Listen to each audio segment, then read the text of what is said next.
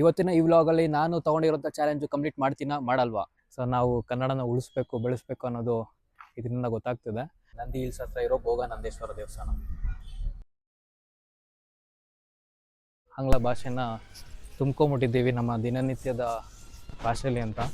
ಹೌದು, ಚಾಲೆಂಜ್ ಏನಪ್ಪ ಅಂತ ಅನ್ಕೊತಿದ್ದೀರಾ? ಸೊ ನಾವು ನಮ್ಮ ದಿನನಿತ್ಯದ ಜೀವನದಲ್ಲಿ ನಮಗೆ ಗೊತ್ತಿಲ್ದಿರೋ ಹಾಗೆ ಎಷ್ಟೋ ಇಂಗ್ಲೀಷ್ ಪದಗಳನ್ನು ಬಳಸ್ತಾ ಇರ್ತೀವಿ. ಸೊ ಹಾಗಾಗಿ ನಾನೇನು ತೊಗೊಂಡಿದ್ದೀನಿ ಚಾಲೆಂಜು ಅಂದರೆ, ಈ ಕಂಪ್ಲೀಟ್ ವ್ಲಾಗ್ ಏನಿದೆ ಇದನ್ನು ಸಂಪೂರ್ಣವಾಗಿ ಕನ್ನಡದಲ್ಲಿ ಮಾಡಬೇಕು ಅಂತ ಅಂದ್ಕೊಂಡಿದ್ದೀನಿ. ಸೊ ಎಲ್ಲೆಲ್ಲಿ ನಾವು ಇಂಗ್ಲೀಷ್ ಪದಗಳನ್ನು ಬಳಸ್ತೀವೋ ಅಲ್ಲಲ್ಲಿ ಅದಕ್ಕೆ ಸಮಾನಾರ್ಥಕವಾದಂಥ ಕನ್ನಡ ಪದ ಏನು ಅಂತ ತಿಳ್ಕೊಂಡು ಅದನ್ನು ಮುಂದುವರಿಸ್ತೀನಿ. ಹಾಗೆ ಇವತ್ತೊಂದು ಸುಂದರವಾದಂಥ ದೇವಸ್ಥಾನಕ್ಕೆ ಸಹ ಹೋಗ್ತಾ ಇದ್ದೀನಿ, ಬೆಂಗಳೂರಲ್ಲೇ ಇದೆ. ಸೊ ಅದು ಸಹ ಈ ವ್ಲಾಗಲ್ಲಿ ನೀವು ನಿಮಗೆ ನೋಡೋಕ್ಕೆ ಸಿಗುತ್ತೆ. ಸೊ ಇನ್ಯಾಕೆ ತಡ, ಬನ್ನಿ ಶುರು ಮಾಡೋಣ. ನಮಸ್ಕಾರ ಎಲ್ರಿಗೂ. ಇದು ನನ್ನ 4ನೇ ದಿನಚರಿ ಚಲನಚಿತ್ರ.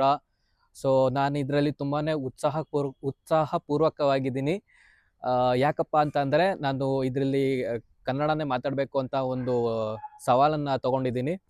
ಸೊ ಎಷ್ಟೋ ಕನ್ನಡ ಪದಗಳನ್ನು ಕಲಿಯೋದಕ್ಕೆ ಸಿಗುತ್ತೆ ಅಂತ ಒಂದು ಖುಷಿ. ಸಂಪೂರ್ಣವಾಗಿ ನೋಡಿ ಈ ಒಂದು ಚಲನಚಿತ್ರವನ್ನು ಪ್ರೋತ್ಸಾಹ ಮಾಡಿ. ನೀವು ಸ್ವಲ್ಪ ಜೋರಾಗಿ ಮಾತಾಡೋ, ಅದಲ್ಲಿ ಬರೋದಿಲ್ಲ ವಾಯ್ಸು. ಎಲ್ಲಿಗೆ ಹೋಗ್ತಿದ್ದೀವಿ? ಇವತ್ತು ನಿಂದು ಹುಟ್ಟಿದಬ್ಬ ಅಲ್ವಾ, ಹಾಗಾಗಿ ಭೋಗನಂದೇಶ್ವರ ದೇವಸ್ಥಾನಕ್ಕೆ ಕರ್ಕೊಂಡು ಹೋಗ್ತಾ ಇದ್ದೀನಿ. ನಂದಿ ಹಿಲ್ಸ್ ಹತ್ರ ಇರೋ ಭೋಗನಂದೇಶ್ವರ ದೇವಸ್ಥಾನ. ಇದು ತುಂಬ ಚೆನ್ನಾಗಿದೆ ದೇವಸ್ಥಾನ. ನಾನು ಫೋಟೋಸ್ ಇದರಲ್ಲೆಲ್ಲ ನೋಡಿದೆ. ಇದ್ರದ್ದು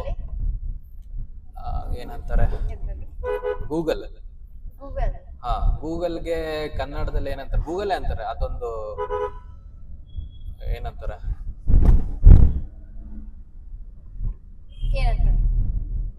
ಕಂಪ್ನಿಗೆ ಏನಂತಾರೆ ಕಂಪ್ನಿಗೆ ಏನಂತಾರೆ ಫ್ರೆಂಡ್ಸ್ ಕನ್ನಡದಲ್ಲಿ? ಇಂಡಸ್ಟ್ರಿ ಒಂದು. ಸೊ ಅಲ್ಲಿ ನೋಡಿ ತುಂಬ ಚೆನ್ನಾಗಿದೆ. ಹೋಗೋಣ, ಇವತ್ತು ನನ್ನ ಹೆಂಡತಿಯ ಹುಟ್ಟಿದ ದಿನ, ಹಾಗಾಗಿ ಕರ್ಕೊಂಡು ಹೋಗ್ತಾ ಇದ್ದೀನಿ. ಹಾಗೆ ಒಂದು ದೇವಸ್ಥಾನ ಕಂಪ್ಲೀಟ್ ಆಗಿ ನಿಮಗೆ ಈ ವಿಡಿಯೋದಲ್ಲಿ ನೋಡಕ್ಕೆ ಸಿಗುತ್ತೆ. ತುಂಬ ಚೆನ್ನಾಗಿದೆ. ಬನ್ನಿ ಹೋಗೋಣ. ಕೊನೆಗೂ ಬಂದಿದ್ದೀವಿ ಭೋಗನಂದೇಶ್ವರ ದೇವಸ್ಥಾನಕ್ಕೆ. ಫುಲ್ಲು ಒಂದು ರೌಂಡ್ ತೋರಿಸ್ತೀನಿ ಹೆಂಗಿದೆ ದೇವಸ್ಥಾನ ಅಂತ ನಿಮಗೆ.